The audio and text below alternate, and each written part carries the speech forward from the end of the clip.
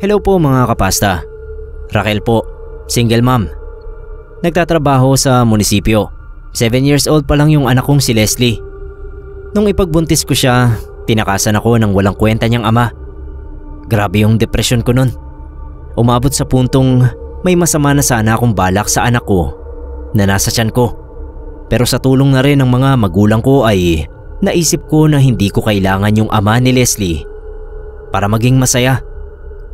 Masaya naman kami. Nakatira kami ngayon currently sa bahay ng mga magulang ko.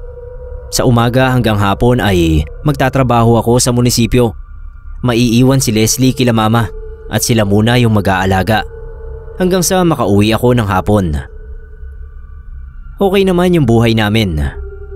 Wala akong reklamo. Mabait at matalinong bata si Leslie.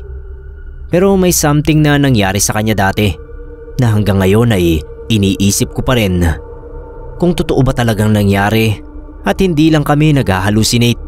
Umalis yung mga magulang ko. Bale kami lang ni Leslie ang naiwan sa bahay. Katatapos lang namin na kumain nun.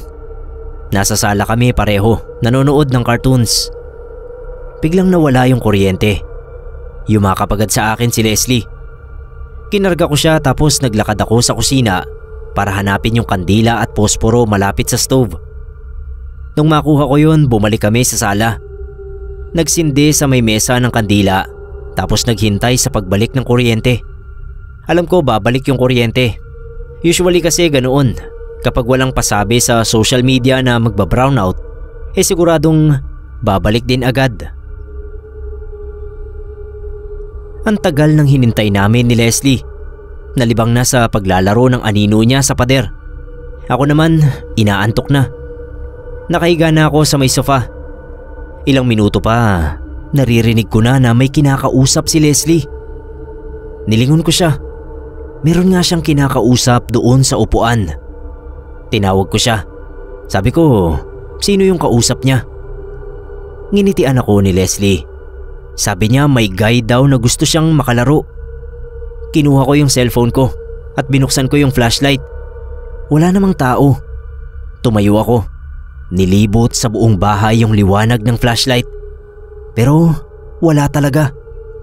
Nakita ko si Leslie na tuwang-tuwa. Hinawakan ko yung kamay niya at lumabas kami ng bahay. Tinanong ko kung sino yung kausap niya. At kagaya kanina, sinabi niya ay yung guy nga raw. Nakaupo doon sa upuan. Tinescribe niya yung mukha ng guy. Naka-jacket daw na pula na may logo na mukhang Carabao. Tapos sabi ni Leslie, may something daw sa cheeks noong lalaki. Parang sugat sa muka. Nanlamig ako nung marinig ko yon, Sir Neb. Isa lang kasi ang kilala ko na mahilig magsuot ng pulang jacket na may logo ng Chicago Bulls. Pati yung peklat sa muka. Walang duda, si Fred yun. Yung tatay ni Leslie. Pumasok kami nang bumalik yung ilaw. Hanggang sa pagtulog, hindi mawala-wala sa isip ko yung nakita ni Leslie. Bakit magpapakita sa kanya si Fred? Ilang araw lang, nasagot yung tanong ko. Nalaman ko na nadisgrasya si Fred sa sinasakyan niyang motor. Nakikipagkarera daw sa mga kaibigan niya nung biglang may sumabay na truck at binunggo si Fred. Dumalaw din naman kami sa burol niya. Pinakilala ko si Leslie sa mga magulang ni Fred. Hingi ng hingi sa akin ng tawad yung mama ni Fred. Bago kami umalis, nakita ko na may kinakawayan si Leslie doon sa bintana. Pero wala namang tao. Isa lang ang naisip ko noon, Sir Neb. Nagpapaalam na sa kanya si Fred sa huling pagkakataon.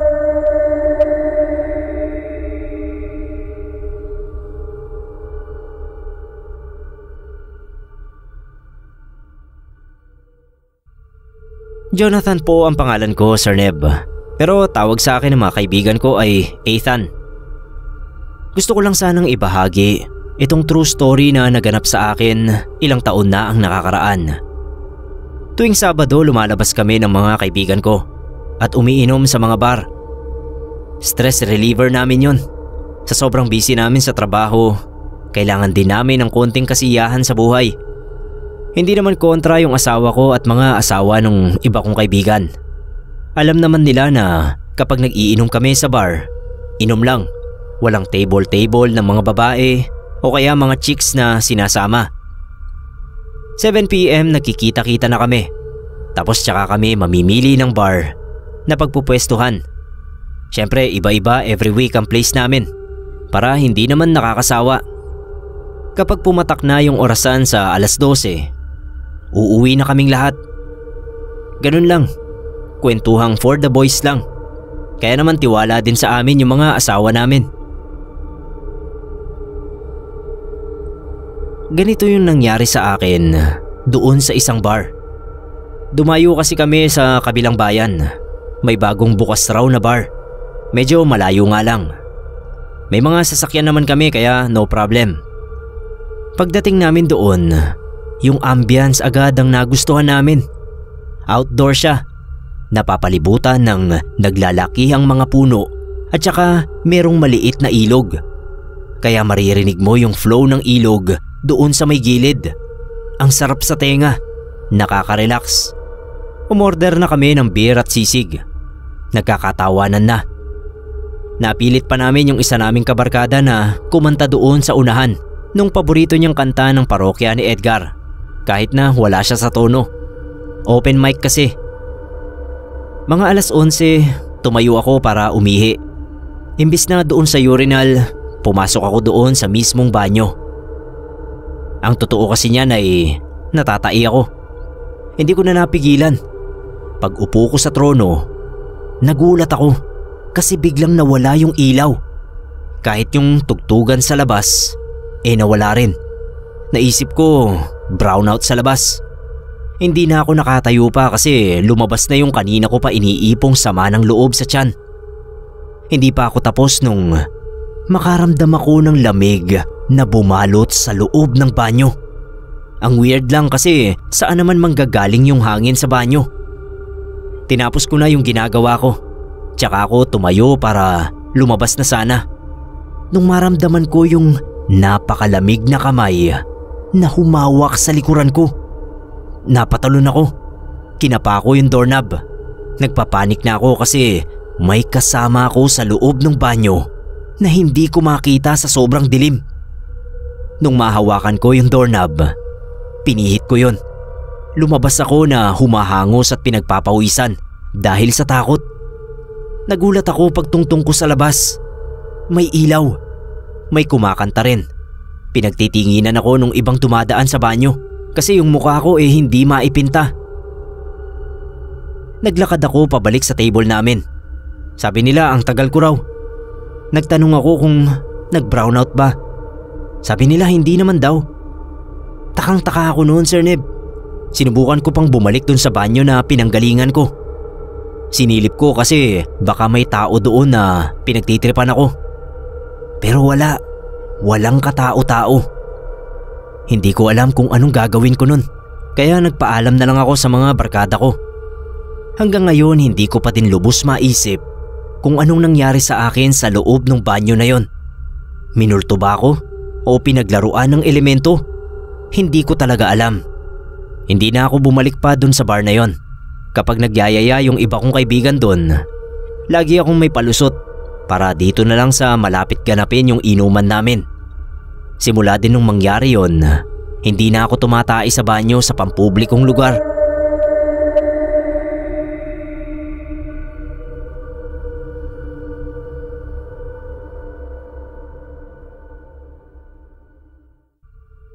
Sir Neb, ako po si Randy, tubong San Jose, Camarines Sur.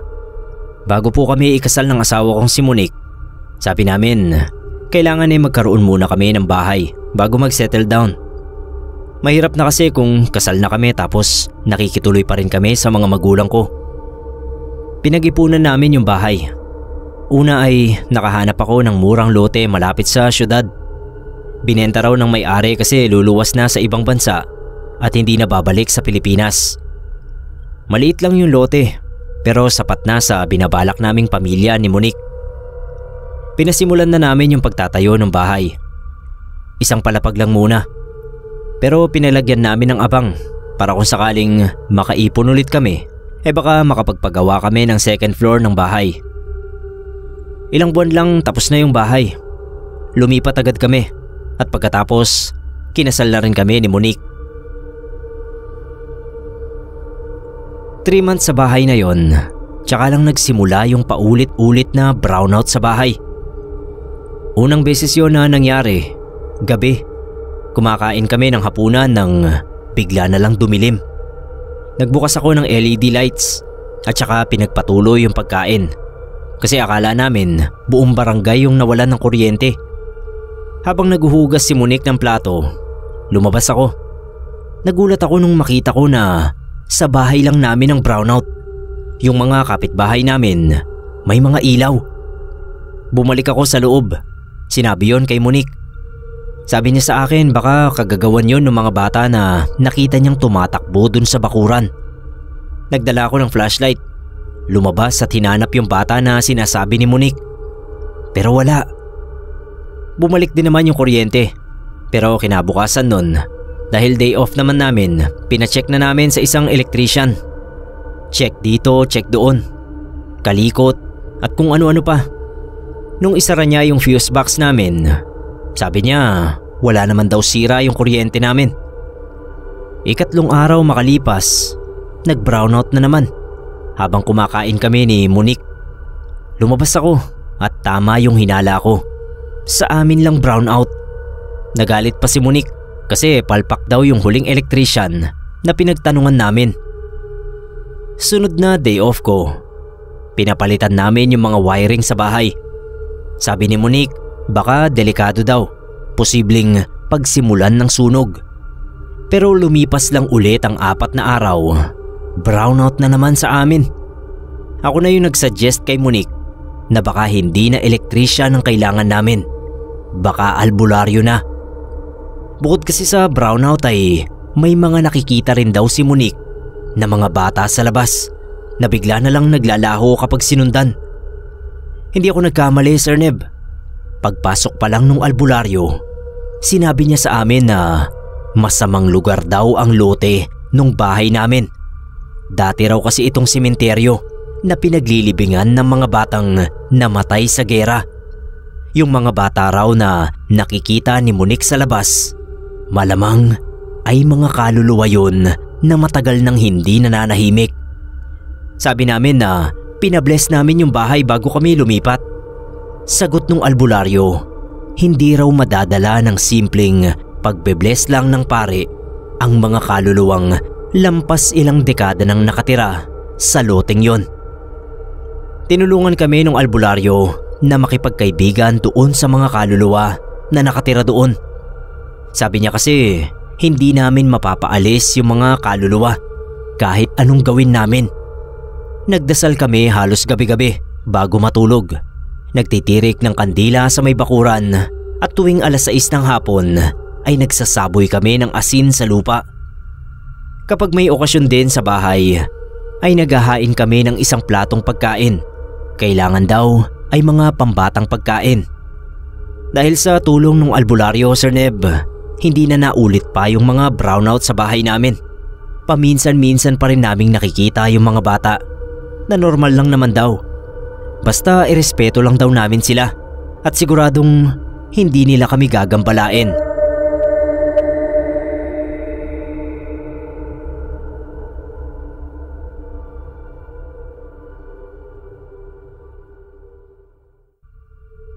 Kwento ito ni Tito Paul. Kapatid siya ni Papa, bunso sa kanila. Hindi nakapag-asawa si Tito Paul, pero may isa siyang anak na nakatira sa may Cebu. Lagi kong tinatanong si Papa kung paanong nangyari yon. Taga Maynila sila, tapos nakarating siya sa Cebu para lang mambuntis ng babae. Tumatawa lang si Papa, tapos sasabihin sa akin na yung kagwapuhan daw kasi ng lahi namin nakakarating kung saan-saan. Nagpapadala naman daw noon si Tito ng pera. Baka raw kasi kamuhian siya nung anak niya kung sakaling hindi niya yun gawin. Ang bata pa ni Tito Paul, Sir Neb. Wala pa siyang 30 nung mangyari itong mga bagay na ibabahagi ko dito. Nagkasakit siya isang araw. Hindi siya nakapagtrabaho ng halos 1 linggo. Nung gumaling siya, may ibang bagay na nangyari. Napansin namin na lumubo yung tiyan niya sa hindi malamang dahilan. Sabi nun sa health center, baka raw may namumuong tubig sa tiyan ng tito ko. Kailangan na raw siyang dalhin sa ospital. Pero si Papa, imbis na sa ospital, sa isang albularyo siya dinala. Pinagpantay yung mga daliri niya at sinukat ng tingting. Doon na namin nalaman na kinukulam daw si tito. Malayo raw yung may gawa ng kulam, kaya hindi gaanong magantihan ng albularyo yung mangkukulam. Malamang ay may kinuha raw na parte ng katawan ni tito. Buhok, kuko, o kung ano paman. Tapos nilagay ito sa papel na may dasal, binalot sa telang pula at itinapon sa ilog. Dalawang paraan lang daw ang makakapagpagaling kay tito, kung sakaling magantihan namin yung mangkukulam o kaya ay kung mahahanap namin yung tinapon na papel at tela sa ilog. Parehong imposible. Kaya lumala ng lumala yung kalagayan ni tito. Araw-araw namin siyang nakikita na nagsusuka ng itim na malapot na likido. Yung kuko niya sa kamay, isa-isang nalagas. Nagbaka sakali pa si Papa at dinala namin siya sa ospital. Pero namatay din si tito kalaunan. Wala kaming nagawa. Hanggang sa kamatayan ni tito, hindi namin nalaman kung ano bang dahilan kung bakit may nagpakulam sa kanya. Sa burol halos lahat ng kamag-anak namin nandoon. Kahit nga yung anak ni tito sa Cebu. Dumalaw rin kasama yung nanay niya. Sa huling gabi ni tito, abala kaming lahat sa pag-e-entertain ng mga bisita. Nang bigla na lang nag-brown out. Lahat yung mga dekuryenteng ilaw sa kabaong ni tito nawalan ng ilaw. Tapos narinig namin yung mahinang boses galing sa kabaong. Sir Neb, may umiiyak sa loob ng kabaong ni tito. Pare-pareho kaming nangilabot nung narinig namin yon. Idagdag mo pa na wala kami halos makita kasi nga nag-brown out. Boses ni tito yung naririnig namin na umiiyak. Mararamdaman mo yung sakit sa boses niya. Ilang minuto na ganoon, tapos bumalik yung ilaw. Nung maliwanag na, huminto na yung narinig naming mga pag-iyak. Hanggang sa mailibing si tito ay pinag-uusapan namin yung pangyayaring yon. Sabi ng mga matatanda sa amin, masamang masama raw ang loob ng tito ko dahil hindi nabigyan ng hustisya ang ginawang pangkukulam sa kanya.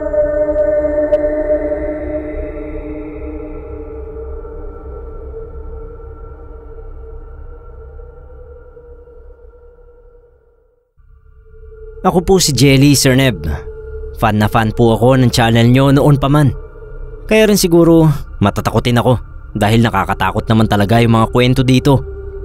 Anyway, ito po ang kwentong ibabahagi ko. Tumutuloy po ako sa isang boarding house. Bale, nagtatrabaho ako sa isang mall as a sales lady. Medyo malayo ang bahay ko sa mall. 2 sakay pa ng jeep kaya sabi ng papa ko, mag-board na lang daw ako. Para at least hindi ako mahirapan sa commute at saka hindi ako malate sa umaga dahil sa traffic. Girls only yung boarding house namin. Yung iba empleyado rin at meron ding iba na mga estudyante sa college. Nung una kong dating dito, isa sa mga nagustuhan kong kwentuhan ay yung tungkol sa mga na-experience daw nila na nakakatakot. Mahilig talaga ako sa mga horror, kaya nakisali na rin ako kahit matatakotin. Yung pinakamatagal na boarder dito, nagkwento rin. Sabi niya, madalas daw siyang maka-experience ng kababalaghan sa may kusina, lalo na tuwing hating gabi. Dumaan yung mga araw, nalimutan din namin yung kwento tungkol sa mga kababalaghan at multo. Kapag Sabado, isa sa mga paborito naming libangan sa boarding house ay yung paglalaro ng sugal. Tong Its. Minsan kapag marami kami ay Lucky 9. Malas ako sa sugal, Sir Neb. Pero syempre, lagi akong gigil na mabawi yung natalong pera sa akin. Kaya ang ending ay laging nagpapatong-patong yung mga talo ko. Gabi yun nangyari. Katatapos lang namin maghapunan nun. Nung magkayayaan na maglaro kami ng Lucky 9. Umikot yung mga baraha. Lumipas ang 2 oras at Tuwang-tuwa ako kasi umabot na sa 100 yung panalo ko. Grabe yun, Sir Neb. Yun ata yung first time na uuwi akong panalo. Nagbibigay na ng baraha yung bangko nung biglang nawala yung ilaw. Brownout.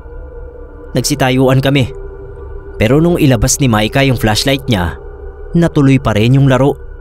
Tawang-tawa si Andrea, yung college student, kasi sobrang addict daw namin na kahit brownout na, hindi kami napipigilan. Lumipas ulit ang ilang rounds. Panalo na naman ako. Sinuswerte talaga ako nung gabing yun. Sumunod na round, binibilang ko yung pera ko. Nung maramdaman ko yung katahimikan, tinignan ko yung mga kalaro ko kasi hindi ko alam yung nangyayari. Sir Neb, nakatitig silang lahat sa direksyon ko. Laglag yung mga panga at nanlalaki yung mga mata. Tinanong ko kung ayawan na ba. Maya-maya tinuro ni Maika yung likuran ko. Umikot ako at pagtingin ko, may maputlang babae na may mahabang buhok ang nakaupo sa sahig. Nakatitig siya sa akin. Tumayo ako. Nagsitakbuhan na rin yung mga kasama ko. Lumipad yung mga baraha pati yung mga pera. Ako naman, nakatulala lang. Yun ang unang beses na nakita namin yung babaeng yun sa kwarto. Tumakbo ako papunta sa direksyon kung saan nagsitakbuhan yung mga kasama ko. Pagkalabas namin sa boarding house, naghintay kami. 10 minuto ang lumipas, tapos bumalik na yung kuryente. Pumasok ulit kaming lahat. Dahan-dahang naglakad papasok. Pagdating namin sa sala, kalat-kalat lahat ng baraha at pera. Pero wala na yung maputlang babae. May multo raw pala talaga doon sa boarding house namin.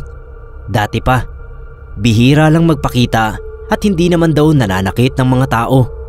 Mapaglaro nga raw ito kasi bigla na lang lilitaw sa mga pagkakataong hindi mo inaasahan. Hindi ko na ulit nakita yung babae. Buti naman.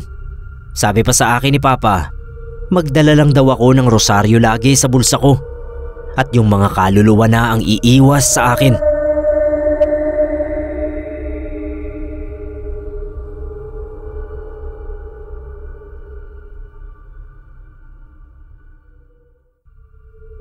Nangyari ito bandang 2015. Pauwi ako mula sa trabaho at sumakay ako ng tren sa Magallanes.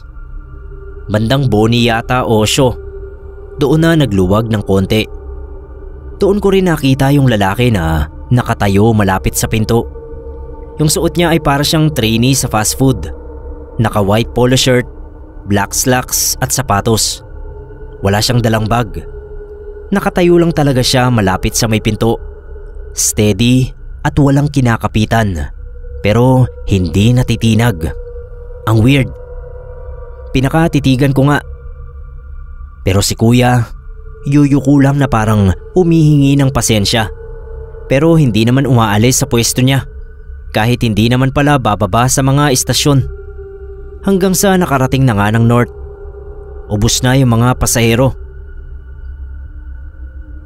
Nung nakalabas na ako at naglalakad sa platform, ewan ko ba kung bakit may bumubulong sa akin na lumingon uli.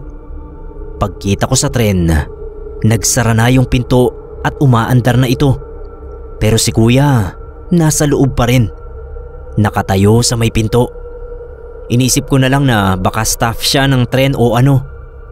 Kaso noong pababa na ako sa hagdan, ay nakita ko uli si kuya na nasa gilid ng hagdan doon sa baba. Nakatayo lang, steady at hindi kumikilos. Hindi ko uli pinansin kahit medyo kinakabahan ako sa bilis niyang nakababa. Kahit nakita kong hindi siya bumaba ng tren. Nung nasa bus na ako pauwi ng Valenzuela, naroon sa dulo ng upuan si kuya. Hindi ko kagad siya napansin dahil kung nakita ko siya agad ay hindi ako sasakay. Kinilabutan na ako noon dahil sigurado akong sinusundan niya ako. At mas nauuna pa siya sa akin sa hindi ko malamang dahilan. Nung pagbaba ko sa bus stop, nilingon ko pa yung bus. Nakaupo pa rin sa likuran si kuya. Hinintay kong makalayo yun bago ako tumakbo papasok sa kalye namin. Pero hindi ko na napigilang mapaiyak nung makita ko na naman siya na nakatayo sa tapat ng street sign kung saan ako liliko. Doon na ako talaga napasigaw kahit may mga tao pa naman sa kalye. Inihatid ako ng mga tambay sa bahay namin dahil sinabi ko na may sumusunod sa akin na lalaki. Dinescribe ko yung itsura para kung sakaling makita nila magulpi nila. Pero Sir Neb, wala raw silang nakitang ganoong lalaki kahit noong tinuro ko siya roon sa may street sign. Takot na takot ako na mag-commute noon at sumakay ng tren dahil sa lalaking yon. Hindi ko alam kung tao ba siya o maligno at kung bakit nauuna pa siya sa akin. Awa ng Diyos ay hindi ko na ulit nakita yung lalaking yon.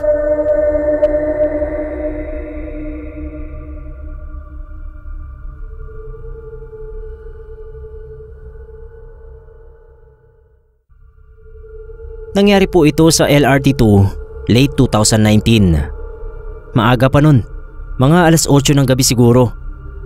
Kaka-out ko lang sa pinapasukan kong part-time job at pauwi na ako sa amin. Sa dulong coach ako sumakay kasi yun na yung inabutan ko. Kakapasok ko pa lang noon sa may platform nung huminto yung tren. Nakatayo lang ako at nakatitig sa dinaraanan ng tren. Tapos noong bandang Anonas na, mas dumilim na kasi 'di ba nasa ilalim yon. Napakurap-kurap na lang ako kasi may naaninag akong tumatakbo sa likuran. Parang humahabol ba siya sa tren. Hubot-hubad siya, Sir Neb, at tumatakbo sa riles. Napaatras ako at may nabunggo na babae. Nagalit pa sa akin kaya sabi ko may nakita akong tumatakbong siraulo sa riles. Napasilip din tuloy sa likuran yung mga kapwa ko pasahero pero wala na yung sinasabi ko. Asar na asar sa akin yung iba kasi ang init ng araw nantitrip pa ako. Alam ko naman yung nakita ko at alam kong hindi ako nagbibiro. Nung titignan ko na sana uli yung tumatakbong nakahubad, nagulat na lang ako dahil nasa tabi na siya ng tren kasabay ng tumatakbo. Butot balat sa kapayatan pero napakabilis tumakbo. Doon na ako nataranta kaya napausog at napasiksik na naman sa mga nakatayo. Tinutulak na ako ng isang babae at medyo nagagalit na siya kaya sinabi ko uli yung nakita ko. Sa kasamaang palad ay wala na uli yon. Talagang nagalit na sa akin yung mga katabi namin kasi nantsa-chancing na lang daw ako. Mapapagkaisa na sana ako roon kung hindi lang may isang ale na nakisabat at sinabing nakita rin niya yung nakita ko pero hindi niya lang pinansin. Doon na nagkatakutan. Paghinto ng tren sa Katipunan ay halos magtulakan kaming lahat sa pagbaba. Naalarma yung gwardya kaya tinanong kami kung anong nangyari. Hindi ko alam kung sino ang nagsabi na may tumatakbo sa riles. Pero hindi nagkomento yung gwardya.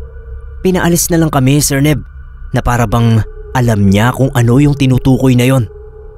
Habang naglalakad, tinabihan ako nung ale na nakisabat kanina. Sinabi niya sa akin na sa susunod daw, wag ko na lang papansinin ang mga nilalang na yon kapag nakikita ko sila. Kasi talagang nag-aantay sila ng mga taong nakakakita sa kanila. Yung iba gustong humingi ng tulong, pero yung iba naman ay gusto kang saniban.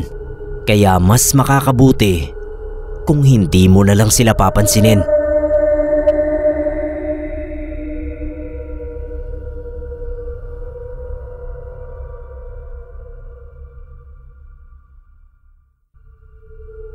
Hello Sir Neb at mga kapasta. May isi-share po akong karanasan na medyo may katagalan na rin. Noong bagong salta ako rito sa Maynila ay hirap na hirap akong humanap ng trabaho sa kadahilan ng hirap pa rin akong magtagalog. Kaya kahit anong trabaho kahit part-time ay tinatanggap ko. At isa sa mga nakuha kong sideline ay maging on-call cleaner sa LRT. Nakapasok ako sa tulong ng isang kapitbahay na cleaner din, si Dennis. Minsan ay umabsent siya sa trabaho. At bilang on-call nga ako, ay ako yung sinalpak niya sa schedule niya. Gabi yun Wala nang biyahe kaya madali na lang maglinis kahit medyo malawak ang imamap. Yun bang platform? Ang haba noon, tapos yung mga banyo pa. Pero sige lang, choosy pa ba ako sa trabaho? Pagkatapos ng last trip ay nagsimula na akong maglampaso ng platform. Ako lang ang naroon kasi nga sarado na. Kaya nailang ako roon sa alley na nakatayo sa kabilang platform. Nakapantalon siya at saka gray na t-shirt. Hindi ko maaninag yung mukha pero tansya ko ay may edad na rin. Sinigawan ko yung alley. Nakako, bawal siya roon dahil sarado na yung istasyon. Kaso parang wala siyang narinig. Kumilos na ako para tawagin yung gwardiya na sa pagkakaalam ko ay nakatambay sa may ticket booth. Pero Sir Neb, nanlamig na lang ako nung may mapansin ako.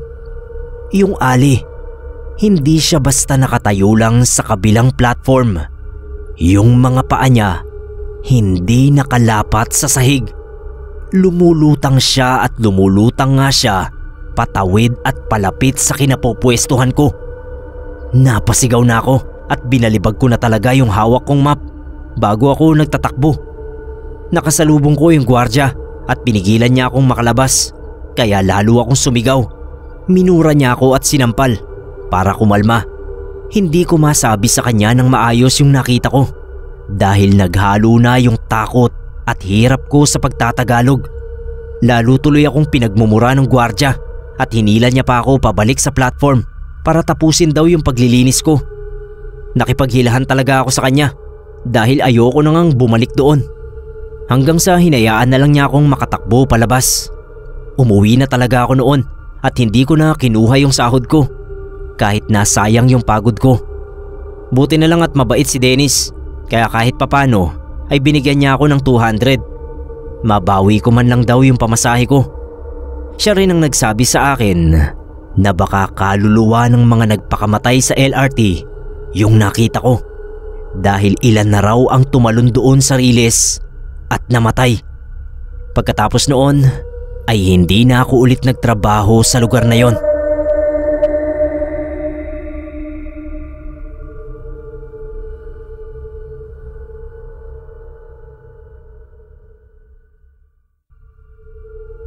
Hello mga kapasta, Marky po ang pangalan ko. Galing pa sa Bulacan. Dito ako ngayon nakahanap ng trabaho at dito na rin kami nag-live-in ng girlfriend ko for 7 years. Okay naman yung buhay, nakakaraos naman kahit papano. Noong kabataan ni Papa, kwento niya sa amin, napadpad daw sila nila Lola sa may Isabela. Lumipat sila doon nung uso pa yung pagtotroso sa kagubatan ng Isabela. Magaling na laborer daw kasi si Lolo sa mga ganoong factory.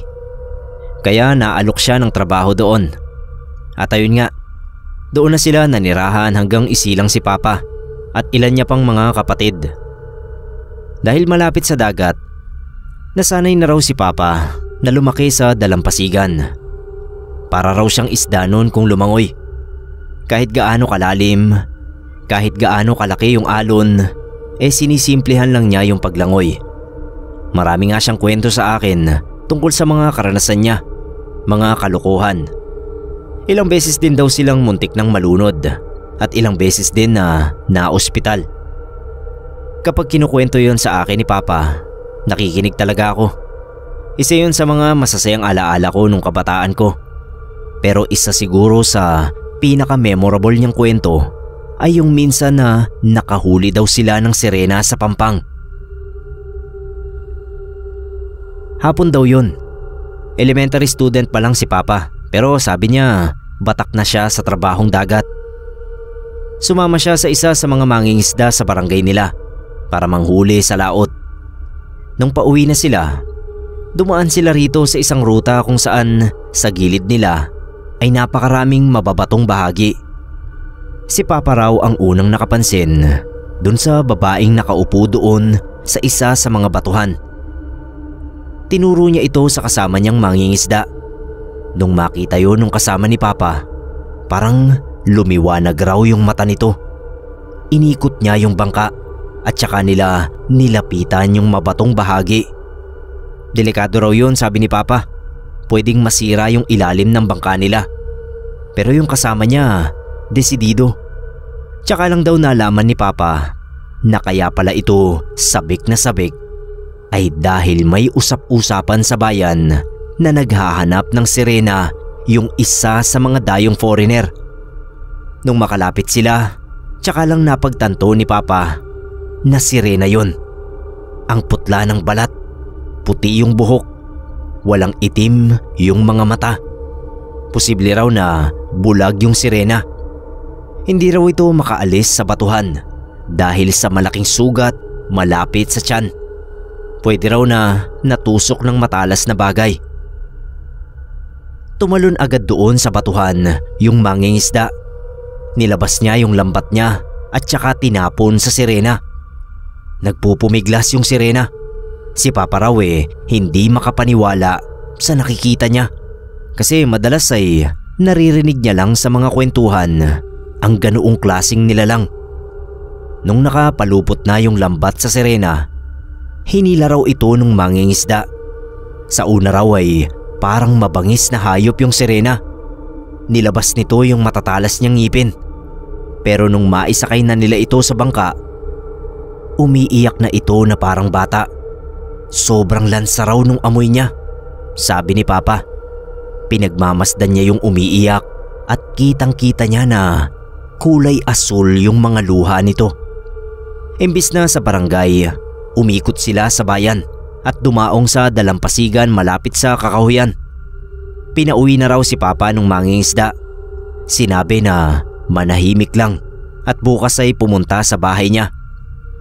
Sumunod naman si Papa. Umuwi siya, natulog, at kinabukasan pumunta siya sa bahay ng mangingisda. Binigyan siya nito ng 5,000 at sinabi na huwag raw ikwento ni Papa kahit kanino ang ginawa nila. Pinauwi pa kay Papa yung mga nahuli nila nung nakalipas na araw. Umuwi siyempre si Papa. Naabot tenga yung ngiti. Yun ang pinakamalaki niyang pera na nahawakan nung panahon na yun. Nagbigay din naman daw siya kay Lola, pero pakonti-konti lang. Baka raw pagdudahan siya kung ibibigay niya lahat. Kalaunan, nalaman ni Papa na namatay yung mangingisda na yun sa gitna ng laot.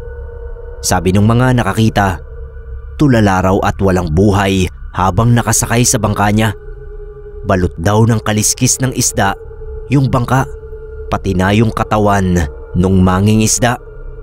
Hula ni Papa, gumanti yung mga sirenang hinuli nila. Ilang araw din nga na hindi siya lumapit sa dalampasigan dahil akala niya pati siya madadamay sa ganti ng mga sirena. Pero awa ng Diyos, Sir Neb, ay hindi naman siya binalikan.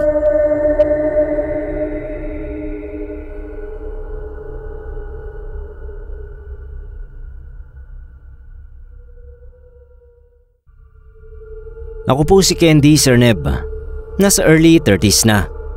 Fan na fan talaga ako nitong channel nyo dahil mahilig din ako sa mga nakakatakot na story. Noon pa kasi ay hindi ko rin alam kung bakit. Pero lapitin na ako ng mga kababalaghan. Wala naman akong third eye at mas lalong hindi haunted yung bahay namin. Coincidence lang siguro ang karamihan sa mga yon. Pero nakakapagtaka pa rin. Noong teenager pa lang ako, sumali ako sa choir sa simbahan namin. Hindi kagandahan yung boses ko, Sir Neb. Pero sa dami namin, nalulunod na lang ng mga boses ng kasama ko yung boses ko at parang nagbe-blend na rin kaya hindi na halata. Isa sa mga projects namin noon bilang choir ay ang magtayo ng parang practice hall na magiging mini gazebo na rin sa harap ng simbahan. Pwedeng tambayan ng mga taong gustong bumisita sa simbahan. Ang plano hihingi kami ng donation sa mga tao na alam namin na maganda naman ang kalagayan sa buhay. Nung inopen ito ni Father sa misa, marami ang nagtaas ng kamay na willing daw sila na mag-donate kahit magkano. Isang linggo pagkatapos noon, naglibot na kaming mga choir members. May dala kaming mga sobre at binibigay na namin yon sa mga bahay na alam naming makapagbibigay. Nakakatuwa nga Kasi kahit yung ibang kakilala namin ay nagbibigay kahit Gs o 20 lang galing sa kanilang bulsa. Tandaan nyo na mga early 2000 pa ito, kaya mahalaga na noon ang Gs at 20. Nakarami na kami ng bahay at narating namin itong bahay ni Aling Grace. Biyuda si Aling Grace, Sir Neb. Sabi ng mga kapitbahay namin, malaki raw yung nakuha niya mula sa pensyon ng asawa niya. Ang nakakapagtaka lang hindi man lang siya lumalabas ng bahay at minsanan lang din kung magsimba. Nagdo-doorbell kami sa gate ng bahay pero walang sumasagot. Baka raw walang tao. Tumawid kami doon sa kabilang bahay para doon magbigay ng sobre. Habang nasa loob kami ng kabilang bahay, nasilip ko na pumasok si Aling Grace sa gate nila. Humingi ako ng sobre tapos sabi ko ako na lang yung magbibigay sa kanya sa kabila. Patakbo akong tumawid. Bukas yung gate kaya imbis na mag-doorbell uli, naisip ko na baka maabutan ko pa si Aling Grace sa garahe nila. Sumilip ako sa bintana. Wala si Aling Grace. Tumawag ako ilang beses pero wala pa rin. Naglibot ako sa bahay, sumisilip sa bawat bintana na madadaanan ko. Nung marating ko yung bintana ng kwarto, may konting siwang. Sumilip ako.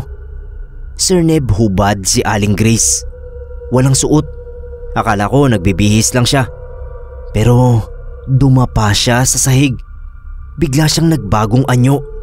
Kitang-kita ko na naging isa siyang napakalaking itim na pusa.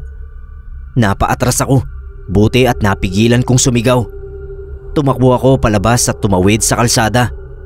Binalik ko yung sobre. Sinabi ko na lang na tumangging magbigay si Aling Grace. Hanggang sa makauwi, pakiramdam ko nakasaksi ako ng isang bagay na gawa-gawa lang ng imahinasyon. Pero imposible, Sir Neb. Hindi ako pwedeng magkamali kasi kitang-kita ko yung nangyari. Iniwasan ko na si Aling Grace matapos yon. At tuwing makakakita ako ng malalaking itim na pusa, hindi ko maiwasang matakot kasi baka hindi namin alam na si Aling Grace pala yun.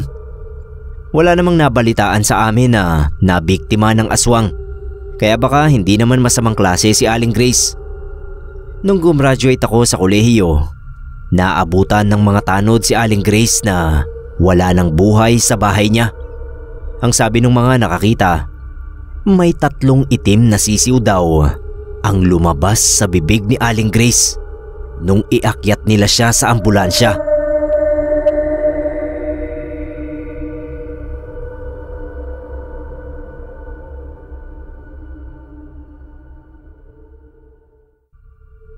Tawagin niyo na lang po ako sa nickname ko na Ray. Lagi ko kayong ginagawang background music tuwing nasa shop ako para manahi. Tailor po ako, Sir Neb. Empleyado sa isang patahian dito sa Batangas. 10 years na ako sa ganitong propesyon at masasabi kong na-enjoy ko naman ang trabaho kahit madalas ay laging puyat dahil sa mga rush na paggawa. Itong kwento ko ay tungkol sa kung paano ako tinuruan ni Lolo na manghuli ng diwata. Mahilig si Lolo na magkwento sa amin. Mga aswang, kapre, maligno. Kapag bagong gising kami sa hapon ay lagi niya kaming tinatawag sa sala at saka doon siya magsisimulang magkwento sa mga adventures niya. May napatay na raw siyang aswang, hinabol ng tikbalang, may naging kaibigang kapre at duwende. At ang paborito ko sa mga kwento niya ay nung nagkagusto raw sa kanya ang isang babaeng maligno. Buong akala ko talaga, Sir Nebe, purong kathang isip lang lahat ng kwentong yon ni Lolo. Siyempre kahit bata ako noon ay naiintindihan ko na panakot lang ang mga ganoon sa mga batang tulad namin. Yung mga pinsan ko takot na takot, pero ako nag-e-enjoy lang.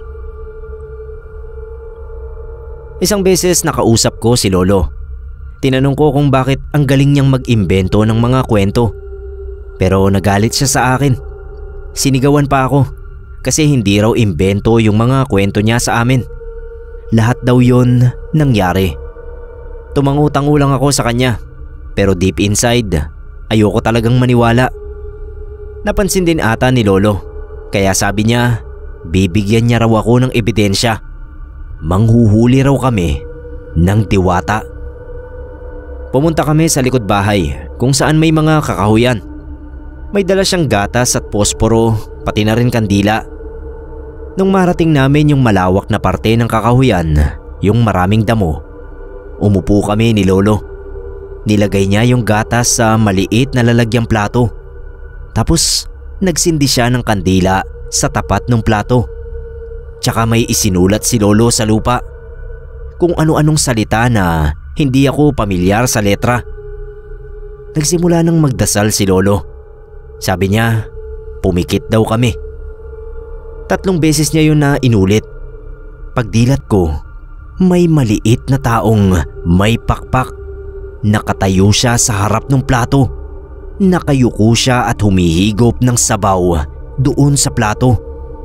Tinakpan ni Lolo yung bibig ko kasi alam niyang sisigaw ako sa pagkabigla. Pero matapos ang ilang sandali, tinanggal din ni Lolo yung takip sa bibig ko. Pinanood namin yung diwata. Sa pagkakataong yun, pwede na raw naming hulihin yung diwata. Pero hindi namin gagawin yon kasi baka bumalik sa amin yung kamalasan. Nung maubos yung gatas, nawala ng sindi yung kandila. Nakita namin na lumipad na yung maliit na tao at bumalik na doon sa damuhan. Sikreto lang daw namin yon ni Lolo. Kasi ako yung paborito niyang apo. Ang saya ko nung araw na yon, Sir Neb. Ni hindi man lang ako natakot. Naisip ko nga, sana maging katulad din ako ni Lolo. Pagbalik namin sa bahay, nagbago na yung pananaw ko sa mga kwento niya. Hanggang ngayon ay dala ko pa rin yung paniniwalang yun.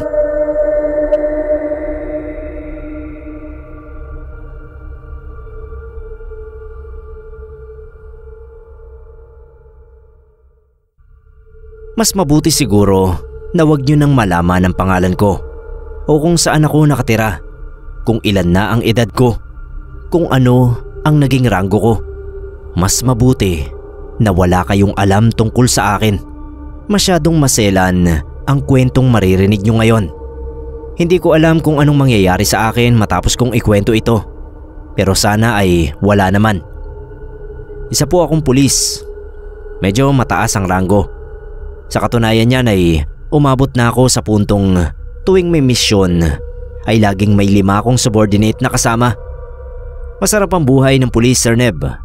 Maliban sa pagpupuyat at pakikipaghabulan paminsan-minsan sa mga magnanakaw.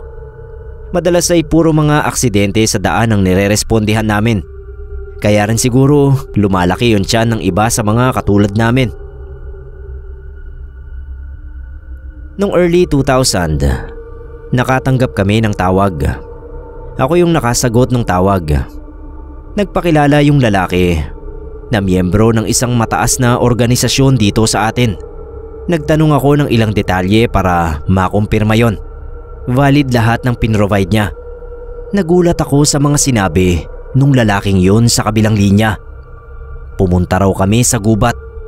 Halughugin ito at hanapin ang nawawalang bata na kulay berde ang balat. Urgent daw yon at natsyempo lang talaga na kami ang pinakamalapit sa location na yon. Nung una naisip ko, nagbibiro yung lalaki. Pero nung sinabi niya yung pangalan nung nag-utos, medyo nabigla ako. Nagdala ako ng 10 tao. May dala kami na matataas na kalibre ng baril. Ayon na rin sa utos ng lalaki. Pagdating namin sa gubat, may sumalubong sa amin na isa pang lalaki. Nakasibilyan siya, pero pinakita niya yung tsapa niya. Siya raw yung on-site officer nung kumontak sa akin. Tinuro niya yung lugar kung saan namin mahahanap yung bata. Base sa protocol, kinlear muna namin yung paligid. Pinalibutan ng mismong lugar at saka dahan-dahan na pinaliit yung area na napapalibutan namin. Hanggang sa makarating kami doon sa gitna kung saan may kuweba. Sumenyas yung officer na pumasok kami. Dala yung mga flashlight ay ako ang unang pumasok. May bata nga doon sa dulo. Umiiyak. nanginginig sa lamig dahil wala siyang saplot. Mas lumapit ako. Parang panghayop yung ginagawa niyang pag-iyak. Berde nga talaga yung kulay niya at sa noo niya may nakita akong 2 maliliit na sungay. Hindi ko alam yung mararamdaman ko. May konting takot dahil noon lang ako nakakita ng ganoong nilalang. Pero naaawa rin naman ako kahit papano. Tinalian namin yung bata kahit alam ko na hindi naman ito makakapanlaban sa amin. Tinawagan ng officer yung nag-utos. Naghintay kami ng kalahating oras. Tsaka lang namin narinig yung pagaspas ng helicopter mula sa itaas. Lumabas sa helicopter na yon ang 2 Amerikano na nakakoat.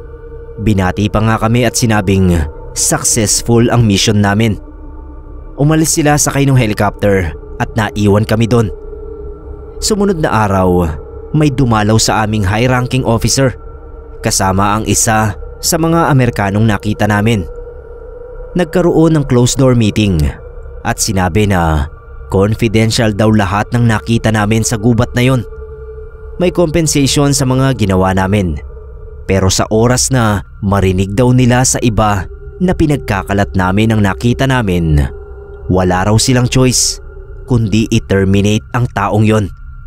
Kung ano man ang ibig sabihin niya sa terminate, malamang ay may ideya na kayo. 2 dekada na ang nakalipas. Wala pa rin akong ibang pinagsabihan. Nalaman ko na makalipas ang 1 taon, isa sa mga miyembro ng station namin ay bigla na lang nawala at naglaho ang pamilya. Malamang ay dahil may sinabi siya.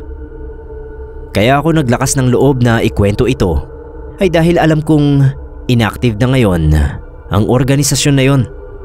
Wala na sila sa Pilipinas. Pero hindi pa rin natin alam. Kahit 2 dekada ay baka may mga galamay pa rin sila dito.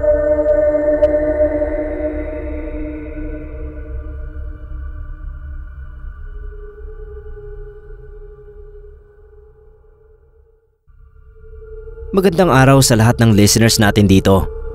Nung natuklasan ng kapatid ko yung channel na ito, kinulit niya ako at sinabing magpasa raw ako ng kwento. Tinatamad pa nga ako magsulat pero buti at nagkaroon ng oras para dito. Kaya eto po, sana ma-enjoy nyo.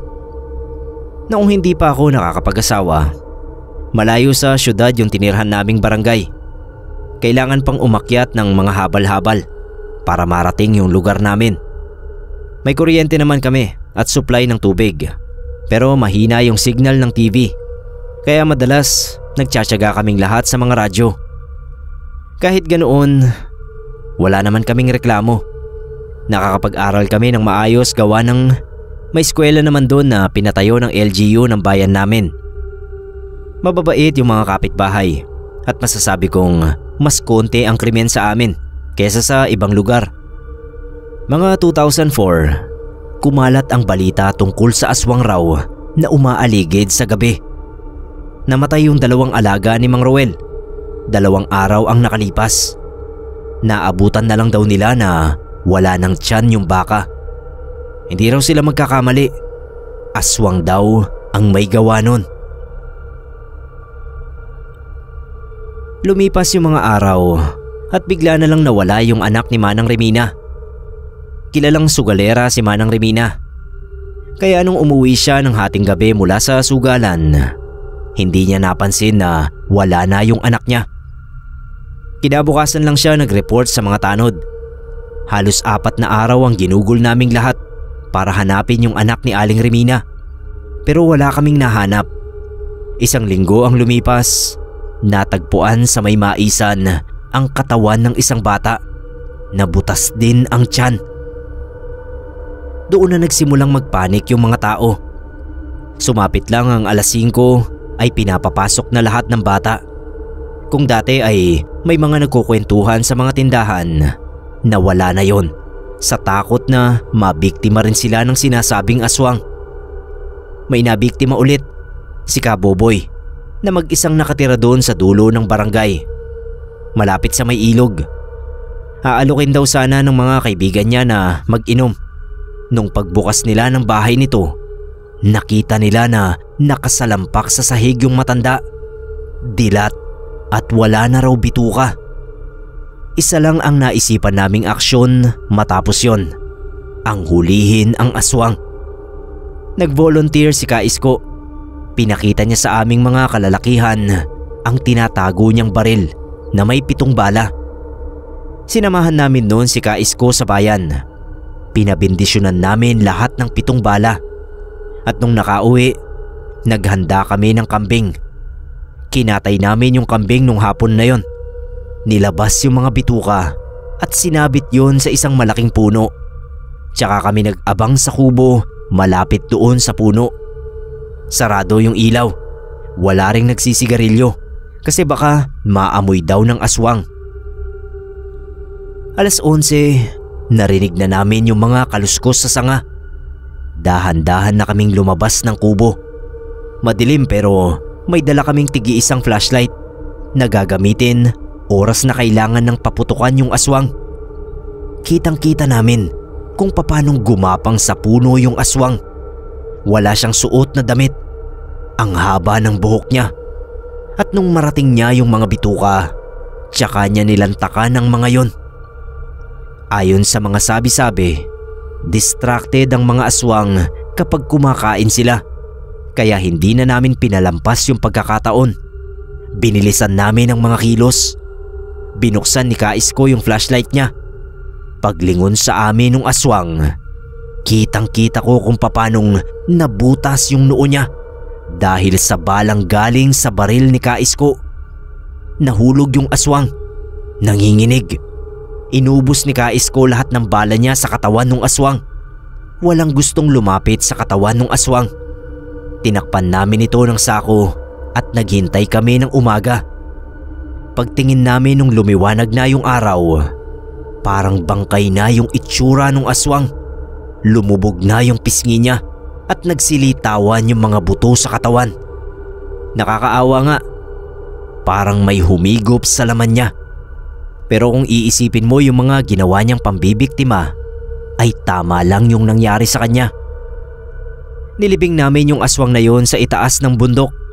At sabi nung nakausap naming albularyo, para raw makasiguro kami ay itali namin yung mga kamay at paa nito, tanggalan ng mata, at kung maaari ay mas malalim pa sa 6 na talampakan ang gawing hukay. Ginawa namin lahat yon. Sinilid pa namin sa makapal na plywood na kabaong para masigurong hindi siya mabubuhay muli at maghasik uli ng lagim sa lugar namin.